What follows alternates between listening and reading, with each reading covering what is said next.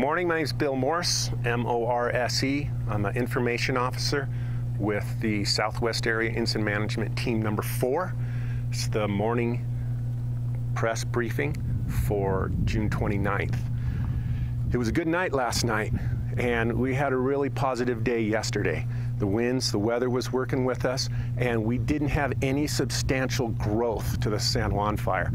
Out in the head of the fire on the northeast side, where the winds were pushing it, it pushed into that treated area.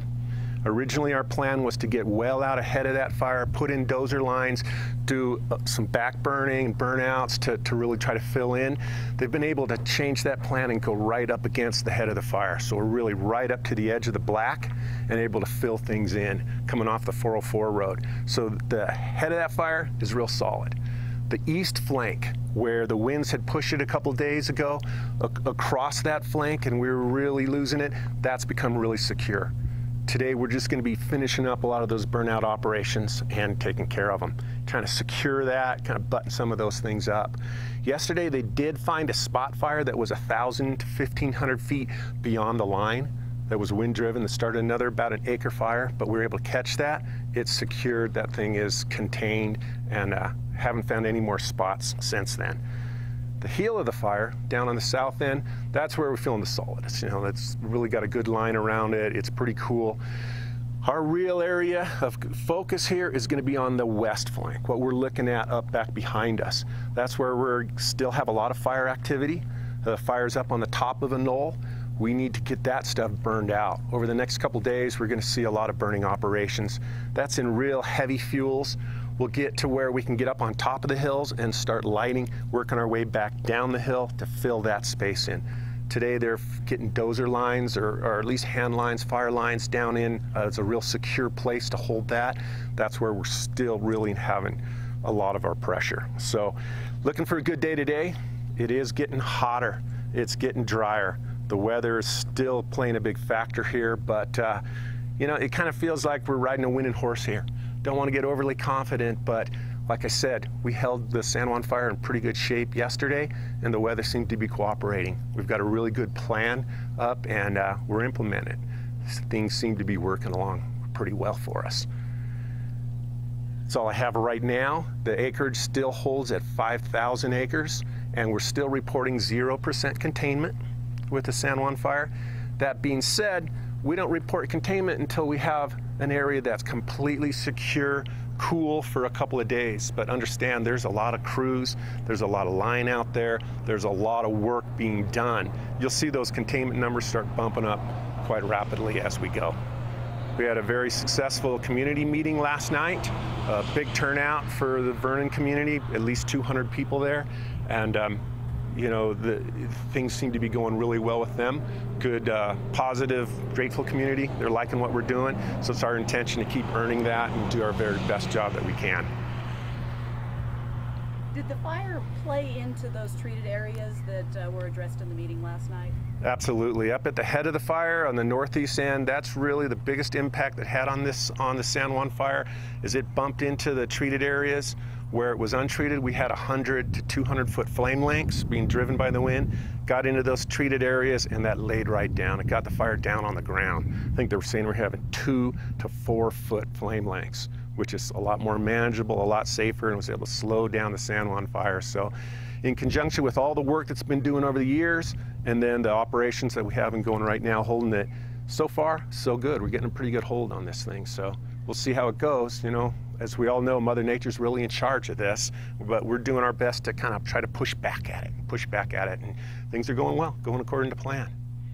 Is there any change in the number of crew on the ground, from 500 or so? We're still at 502 personnel here. No change. We've got all of our resources here on the fire, and we're getting out on the line, getting to work nice and early. We've still got aerial support. We've still got helicopters. We're still going to be doing retardant drops. And what it comes down to is in the morning, before the winds really get blowing, we've got all our crews out there doing work. You know, as we keep saying, boots on the ground. They're out building fire line, they're out clearing, they're out preparing. And then as the winds pick up, as things get a little more dangerous, progressively more dangerous, we'll get people away from that area. That's when we start going in with the retardant, the bucket drops, where we're not, you know, putting anybody in harm's way. Now the acreage, last night they were reporting that after an infrared mapping, that the acreage was just over 4,000. Correct. If you take the infrared mapping, it has all the little islands that are all on the inside. If we encompass the entire footprint of this fire, it comes to about 5,000 acres as far as looking at a big picture. But there's a lot of little pockets inside the fire and little fingers along the fire's edge that if we really get technical about it, we're really about 4,000 acres are burnt. You know, maybe even closer to 3,900 that are actually burnt in a 5,000 acre circle. How's that sound? Makes sense? For people who love this area or in that area a lot, we had heard in the past about fires burning in a mosaic pattern.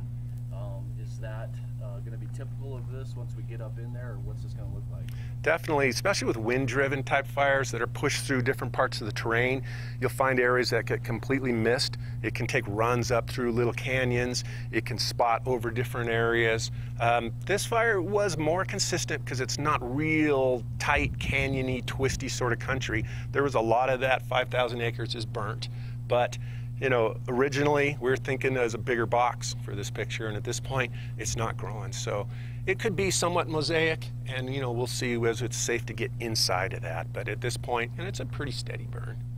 Any change in the timeline for when folks who are evacuated can return home? Nothing changed at this point. You know, we're still in active fire weather. A lot of fire behavior still expected. Like I said, we had a spot fire 1,500 feet outside of the line.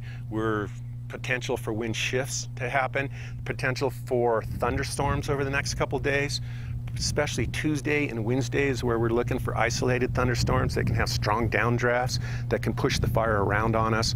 We're nowhere close to looking at letting folks back in. And we're very aware how important it is to people get back into our homes to get things as soon as it's safe. And the powers to be determine that that's a very good, safe decision. We'll get folks back in. We'll start by guiding people, bringing them in, escorted to get to their homes, to deal with things as much as possible. But it's always a really good day when we can lift evacuations. That's when things are going really well. Do you know how many people total have been evacuated? Total of 25 people have been evacuated out of 37 homes. A total of 96 structures. That includes all outbuildings, everything from sheds to residences to vacation homes to full-time residences. No changes on the evacuations in the last couple of days. Do you know how close the fire has come to the evacuated areas? The fire really isn't that close at all to the evacuated areas right now. The fire isn't moving into those directions. Things are slowed down. Over in the Carlock Ranch area, it's closest to the west slope, the west flank of the fire, but the slopes are pushing away from it. The winds are pushing away from it. It can back down towards that. But the Carlock's a very good example of how it's possible for that wind to turn around and start blowing the other direction. But at this point, it hasn't, and it's not predicted to. How many agencies besides the Forest Service? I noticed I just saw Alpine, I saw Sedona. Do you know how many agencies you have involved? It's a very good question. Karen just brought up how many actual agencies are working here in a cooperative effort on the San Juan fire, and I don't have that answer for you, but I could say when we start ordering resources for incidents like this, it's statewide and nationwide. So whatever is available, the closest agencies that come in, we've got Vernon Fire Department all the way up to hotshot crews from across the country start responding in. There's crews staged all over the southwest area. For up in other parts of the country where it's a little wetter and the preparedness level isn't as high. The PL, the preparedness level here in the southwest, is real high. So we take a lot of those national resources and we redeploy them into the area where the potential is the greatest. So we had a lot of resources staged right around here. So just about every small fire department to, I saw Phoenix Fire Department and crews from all over the country here. You had said something last night, or somebody had said something last night, that it was one of the reason you have so many resources is it's the main fire at the moment. There's no other fire. I mean, I know there's smaller ones, and we still have a few in the state. Right. Most of them contained. There's no other active major fires across the west at this time? At this time, the San Juan fire is still the largest active fire in the nation right now. There's been a lot of fire activity up in Oregon way, up in the Pacific Northwest where it's hot and dry. As we all know, California's had several fires going. The throughout the rest of the country, things are a little bit slower, but right here, the San Juan fire is the biggest active fire because 3 days ago we had all of those fire behavior models line up to be the same to really get this fire to grow and spread rapidly. We had a lot of initial attack resources here staged already, available to attack that fire, but again, you know, Mother Nature was running with that thing and making it double in size every hour. And so we got a lot of resources early and a lot more over a short period of time. We took over this fire in, 24 hours from the point of when it's ignited, and now we've already got 500 people here fighting the fire as of yesterday. Speaking of it being ignited, any word on the investigation on the fire?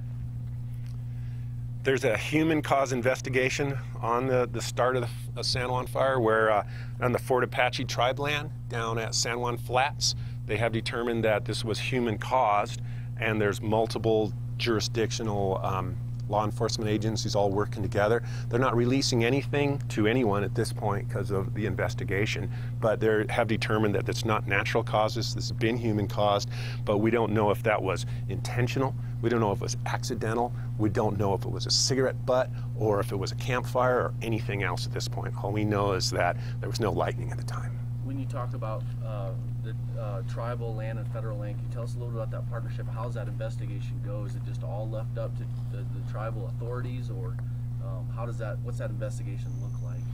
Like everything, when we get into multi-jurisdictional areas, everything from firefighting to law enforcement to any sort of all-hazard thing, what it really takes is that we all cooperate and work together. We don't have thousands of people staffed at everywhere just in case. That's why we bring in folks all to work together. We cross over boundary lines. We use mutual aid to assist each other as we go. And this is a really classic example of that. This started on tribal land, moved into national forest, and it's encroaching across private lands. We're in the state of Arizona. We've got a lot of different cooperators all pre-planned and working together so that when things like this happen, we don't have to figure it out. We're already set to work together. Law enforcement's a really good example of that. Got every kind of law enforcement out there, from game and fish up to national resources. Is there anything that we as a community can do to help keep fires like this at bay? Very good question. Is one of the silver linings when we have fires like this is a level of awareness. We talk about being fire wise, to do preparations, to make your fire-wise properties and space really clear out ahead of time. You can go to your local fire department. Here in Vernon, folks can go to the Vernon Fire Department. We've got a link to their department off of our InstaWeb pages, our Facebook and our Twitter accounts.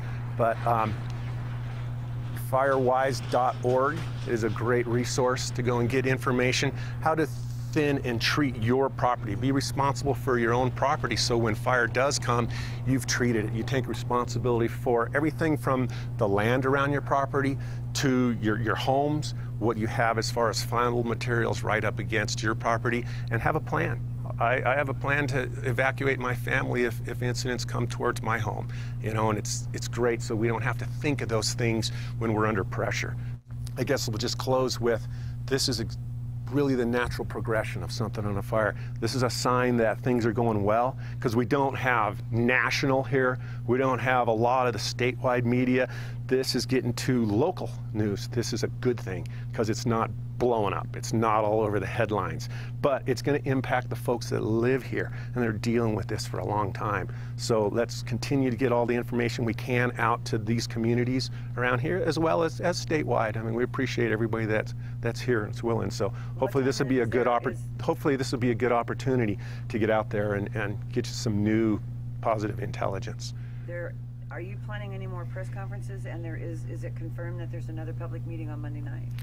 We got approval just last night that yes, we are indeed having another public meeting at 6 p.m. on Monday evening at the fire station. And you know, this is the first of anyone's put that out as official, but I feel very confident saying that because the fire chief and the incident commander both verbally said, oh yeah, we're definitely doing that. And how long? We're putting out updates on our InstaWeb at 8 in the morning and 8 in the evening. And again, we're having a community meeting on Monday at 6 p.m. I think that's about everything I got. Any other questions?